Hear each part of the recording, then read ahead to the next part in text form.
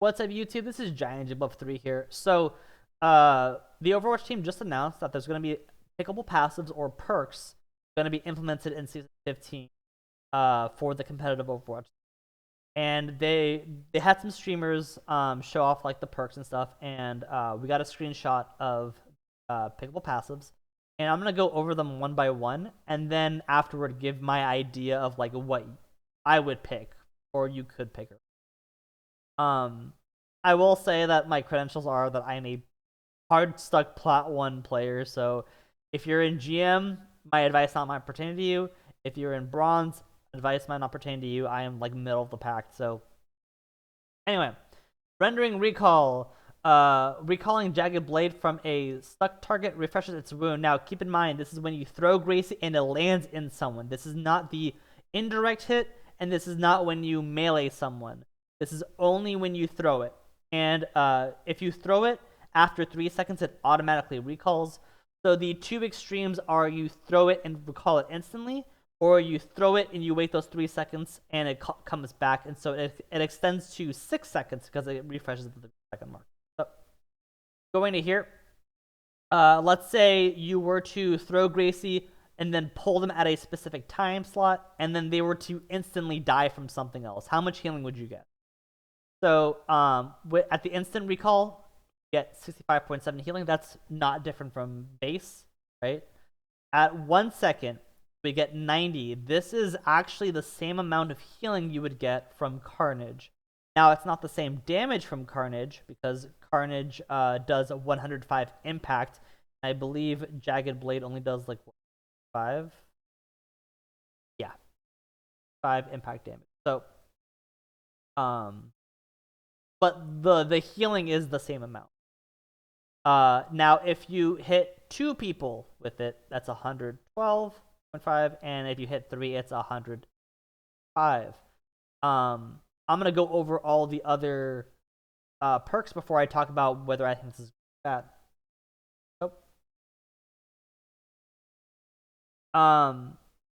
Battle Shout. So, commanding Shout fully reloads Scattergun and increases allied reload speed by 50%.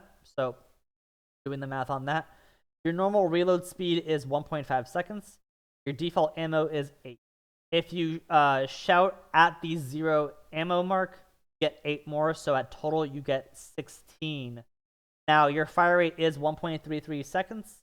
And shout lasts 5 seconds. For yourself, not for your. I'm not counting teammates. Teammates is 3 seconds. But you can get 3 shots in and then reload during your shout. So you get those 8 shots, shout, 3 more shots, reload for 1 second. I did the math, by the way. Because 100% faster would be twice as fast. 50% faster is 1.5 times as fast. So it would be a 1 second. So you can get 8 plus 3, which is 11 shots really quickly. And then if you want to reload and then shoot more, it would end up being 9. So this is, I think, good for a aggressive style, but we'll get to that later. Deep wounds. So Scattergun extends your wound durations on those enemies by 0.25 seconds. So going back to here, I did the math, assuming as soon as you wound them that you land a primary fire shot. So 3 seconds plus the 0.25 minus the fire rate, and then you keep doing that until you're at done. So you're for a 3-second wound timer, which is most of your abilities, not including Rampage and also not including rendering recall. So what this would do is you can extend your wound time on those attacks by 0.7, like 3/4 of a second. And then this is the leniency you have. So you don't actually have to get this initial shot immediately. You do have a little bit of leeway, about like a second of leeway, to get all 3 shots, which is decently nice. Rampage, though, is a different story. So this one is 4.5 seconds long. And let's say you extend it for 0.25, then minus whatever. You're able to get 5 shots in, but you only have like less than half a second to get all those shots in, which if you're using Rampage, you gotta turn and quickly aim, and it might be a little hard to do. Plus, their wound has already gone off, probably for a little bit while you're still doing the animation. So it's a little tighter. You'll probably get 4 hits in. But it is pretty nice that you can get 5 and extended for another 1.25 seconds. Yeah, so I don't actually know if Rampage's effect is based on the wound. So this only really matters for balancing purposes because it gives anti-heal. It purples your enemies, right?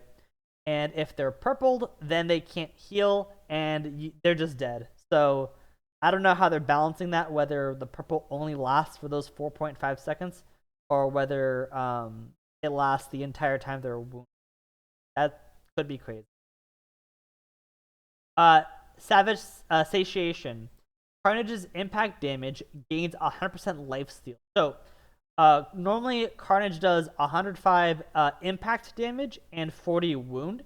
And if the impact damage becomes healing, the numbers at first seem fine, and then they become crazy. So let's assume that you use Carnage and you instantly kill them, right? Like, let's say they were at 1 HP and you instantly kill them. How much healing would you get?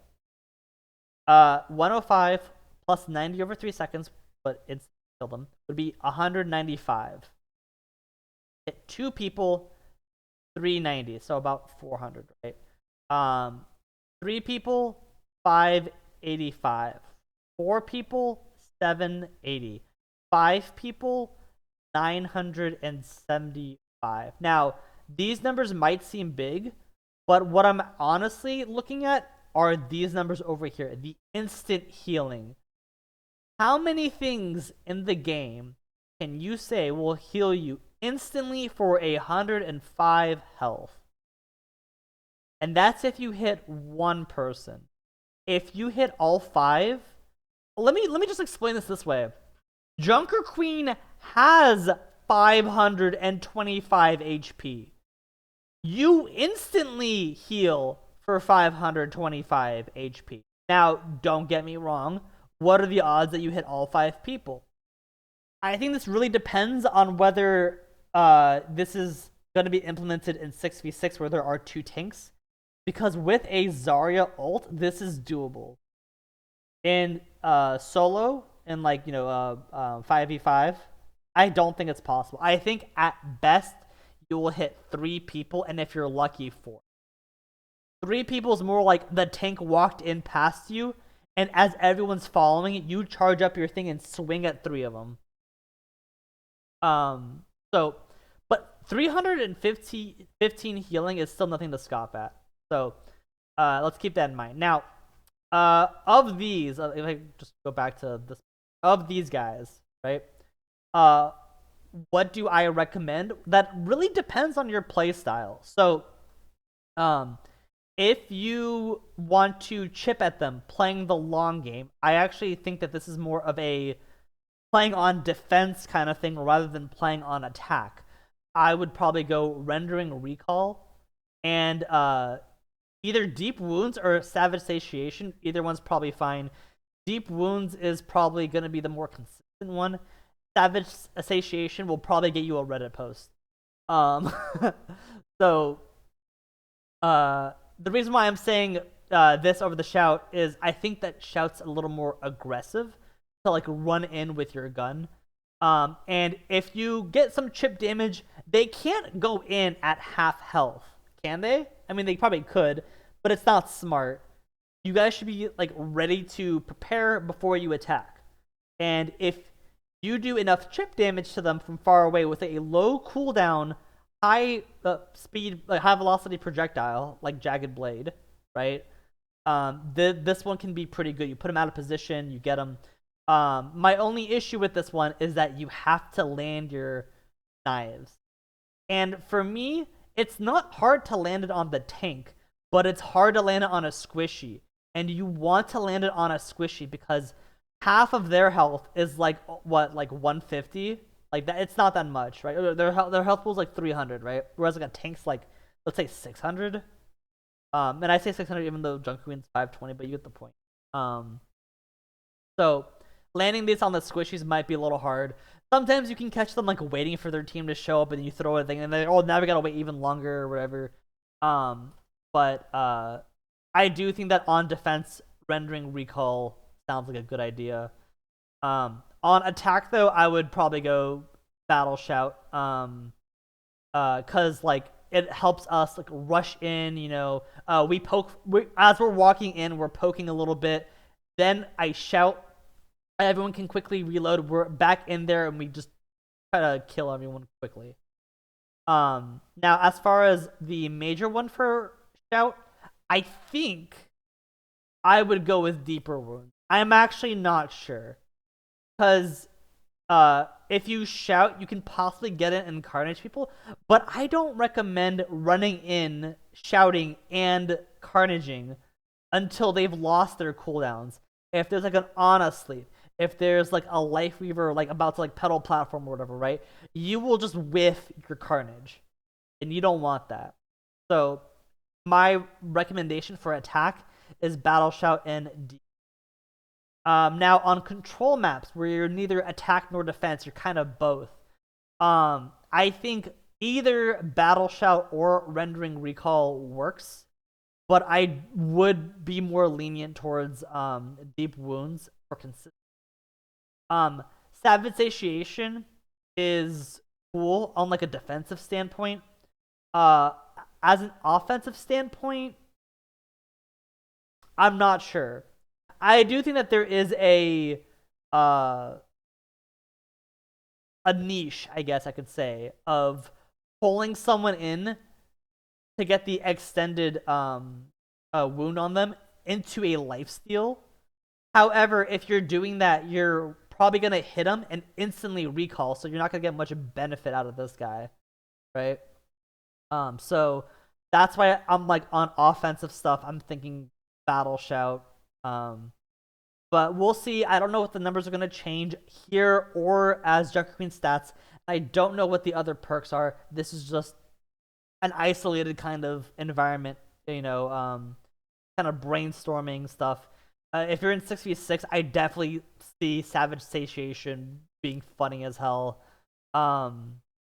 Deep Wounds sounds good on paper, but there's possibly the issue of like if you hit multiple wounds, you have to scattergun both of them. So you're either super far away and you're like barely hitting the both of them and you're just getting your wound off, or you're close up enough so that you're shooting one singular person. You have to shoot fast enough and kill them in order to focus on the other person. So, mixed bag here. I don't think there's necessarily a wrong answer, but we'll definitely need to test it out. Hopefully, this was fun and interesting to talk about. We'll see when it comes out. Bye, guys.